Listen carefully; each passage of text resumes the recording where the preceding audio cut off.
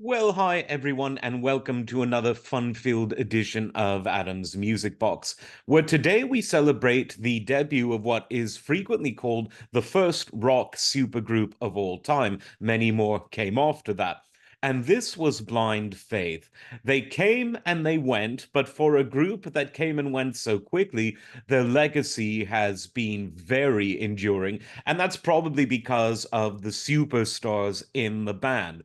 So the year was 1969, and Cream had broken up, the wonderful power trio of Eric Clapton, Jack Bruce, and Ginger Baker.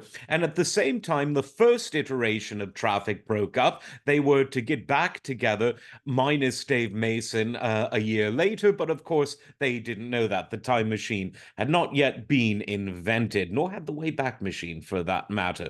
So that meant that Steve Winwood, who was really the center of Traffic, although you could argue Jim Capaldi was the one who made it possible, he was looking for some new projects. And Eric Clapton, with Cream having disbanded, was looking for the same. And the two of them decided to do something together. And this would become the beginning of a lifelong friendship. They've played multiple times since then at various charity gigs, at their own joint gigs, at festivals. They've remained very good friends and they've had a great musical affinity. And I think that they're very complementary in their styles. Steve Winwood bringing a sort of jazzy rock, soulful, jam band feel to the whole picture, and Eric Clapton bringing his blues rock sensibilities, both of them excellent songwriters, both of them great vocalists. And so they had a lot of synergy and they just really play well together. Both are very talented, and the timbre and texture of their tones, with Steve Winwood on organ or on his guitar and Eric Clapton on guitar, they're not very aggressive. In other words, even when they're playing very sort of passionately and when the dynamics get very excitable, there's never a grating feeling. They're both very easy on the ears. And when you put them together, magic things have always happened. Now, Eric Clapton wasn't really looking forward to any sort of reunion or semi reunion with the other members of Cream, which, for all its genius, had been a very volatile band, with Eric being sort of the peacemaker between drummer Ginger Baker and bassist Jack Bruce, who hated each other. At one point, Ginger tried to kill Jack before Cream was formed, and so that's not really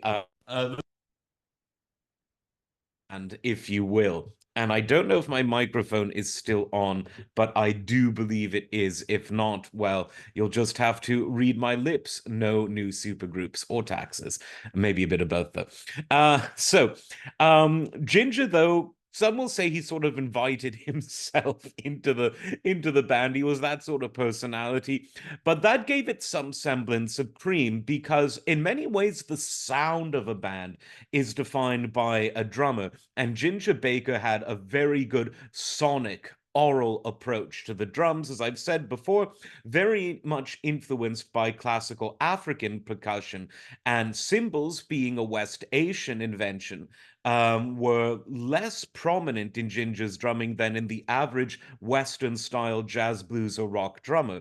And that gave Cream a unique sound. It gave everything Ginger did a unique sound. That was, of course, brought in to Blind Faith. And then Rick Gretsch, the quiet member of the band, great session musician. As Traffic had no permanent bass player, he would do some work with Traffic. He was also in the first lineup of Family, a really interesting sort of progressive folky rock band. Really cool stuff. Great musician holding down the bass. And because of the superstardom of the members of this band, they decided to go in with a bang. And they did their debut. They introduced themselves to the world at a live concert in Hyde Park in London in June of 1969. Luckily, it was captured on film. And you can see that even though there are some spots of rust, it was magical. Because when the musicians are that great, nothing can really go wrong, and pretty much everything went right. They played just about all of the songs from the debut album of Blind Faith, a few covers here and there. It wasn't the longest concert in the world, but it made the statement that it needed to make. And obviously, the Blind Faith album, because there was only one, was itself somewhat of a short album on the whole, but it was really, really perfect. Again, one of these no filler albums. Everyone got to do a bit of writing. There was Had to Cry Today from Steve Winwood, which opens up the album with that great sense of chordal harmony that Steve Winwood brings to everything. There's a song that, in many ways, is Winwood's signature ballad, Can't Find My Way Home. Wonderful stuff. And one of the very best Eric Clapton compositions, Presence of the Lord, which is all about the soul searching that Clapton was doing at the time. And he was a soul searching kind of person. I think this is what helped him overcome addiction, and it's what's helped him recently fight against the incredibly unfair attacks on him in parts of the media for the crime of speaking his mind and telling the truth about what's going on in his life. So we see hints of that sort of spiritual consistency in Clapton's artistry, even back in his very early years here. You've got Ginger Baker doing a drum-based song, Do What You Like, another great Winwood composition, Sea of Joy, which complements Had to Cry Today. It is such a fun album to listen to.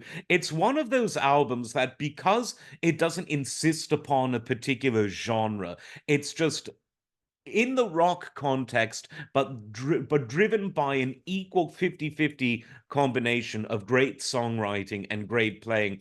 I don't see how anyone could dislike the album, and very few people did. It achieved legendary status, so much so that even though Traffic reformed and then Winwood went on to a really big solo career, Eric Clapton did The Great Derek and the Dominoes, where Derek was really Eric, and we all know Layla and Bell Bottom Blues, two of the best songs, frankly, of all time.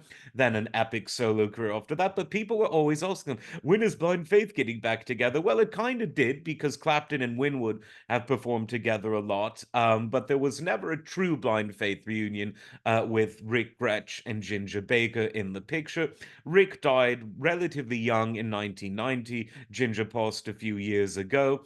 But the legacy they had with one album and that big free live concert really captured what people call, and I know it's cliche, the spirit of the 60s, but it was unique in that a free, high quality concert was put on in a beautiful outdoor setting. There were probably a lot of drugs, but there was no violence, there was no ticket master, there were no rules and regulations. For many people, it was a better time. The music really captured that essence, but the music stands on itself. This album could have been made in 1979. It frankly could have been made in 1989 or even 1999. Very organic. Nothing about the sound palette dates the album. You had real instruments, electromechanical, real instruments, electric organ, Hammond organ, electric guitar, the Fender Jazz bass, Ginger Baker's very earthy, non-processed drums. And so it is one of those albums that's an album for all seasons. People, it's never really gone out of fashion. Yes, the album cover has been controversial. Not not the one behind me, which was used as an alternative cover. Well, the 60s must be weird, just four guys standing with their instruments. No, no, there was another cover which YouTube wouldn't let us show.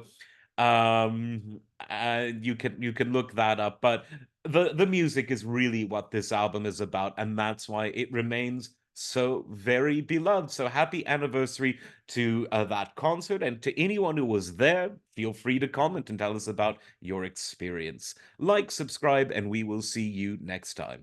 Take care.